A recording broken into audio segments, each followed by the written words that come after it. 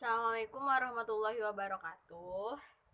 Di sini aku akan menjelaskan mengenai eh, kurban. Yang pertama itu ada dalil-dalil yang menjelaskan tentang dianjurkannya berkurban. Yang kedua ada kurban. Yang ketiga adalah tata cara menyembelih hewan kurban itu sendiri. Oke, berdasarkan etimologi bahasa Arab, kata kurban berasal dari koriba yakrobu kurban yang artinya dekat. Jadi secara istilah, kurban berarti mendekatkan diri kepada Allah dengan cara menyembelih hewan. Hewan yang disembelih merupakan hewan ternak, yaitu sapi, kambing, domba, dan unta. Ibadah kurban sendiri hukumnya sunnah muakkad, artinya sunnah yang dikuatkan. Namun beberapa ulama berpendapat bahwa sunnah muakkad harus dilakukan oleh orang yang memiliki kemampuan berkurban. Sedangkan bagi yang tidak, hukum kurban adalah sunnah. Perintah untuk berkurban secara tidak langsung Allah memerintahkan umat Islam untuk berkurban melalui surat Al-Kautsar ayat 2 yang berbunyi Bismillahirrahmanirrahim. Fasolli li rabbika wanhar, yang artinya, maka dirikanlah sholat karena Tuhanmu dan berkurbanlah.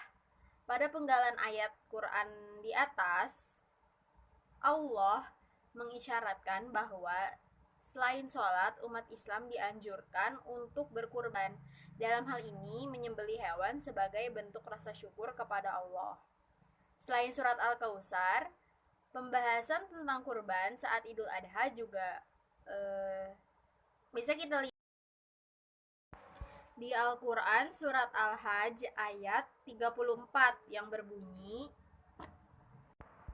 Bismillahirrahmanirrahim. Walikulli ummatin ja'alna mansakal liyazkuru mallahi ala ma razaqahum min bahimatil an'ami fa ilahukum ilahu wahidun falahu aslimu wa basyiril mukhbitin. Artinya, dan bagi tiap-tiap umat telah kami syariatkan penyembelihan kurban supaya mereka menyebut nama Allah terhadap binatang ternak yang telah direzekikan Allah kepada mereka. Maka Tuhanmu ialah Tuhan yang Maha Esa.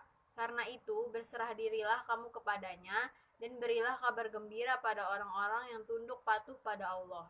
Ayat di atas dikuatkan lagi dengan firman Allah yang tertuang dalam Al-Hajj 36-37, yaitu Bismillahirrahmanirrahim.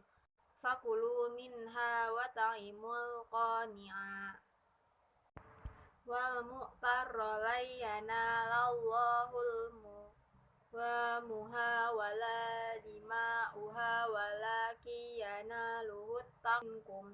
Maka makanlah sebagiannya daging kurban dan berilah makan orang yang merasa cukup dengan apa yang ada padanya orang yang tidak meminta-minta. Dan orang yang meminta daging-daging kurban dan darahnya itu sekali-kali tidak dapat mencapai keridhaan Allah, tetapi ketakutan dari kamulah yang dapat mencapainya.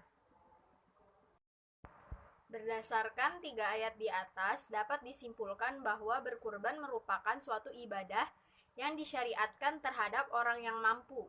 Jadi, jika memiliki kemampuan untuk membeli dan menyembelih hewan kurban, sebaiknya kita berkurban dengan ketentuan agar dapat mendekatkan diri kepada Allah. Yang kedua, ada syarat sah hewan kurban. Ada merupakan hewan ternak. Yang kedua, usia hewan.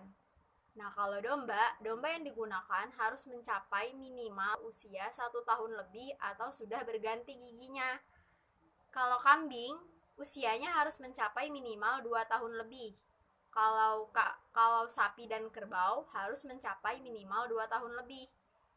Kalau unta, usianya harus mencapai 5 tahun atau lebih. Yang ketiga, hewan yang kakinya pincang. 4. Hewan yang badannya kurus. 5. Hewan yang putus telinga dan ekornya.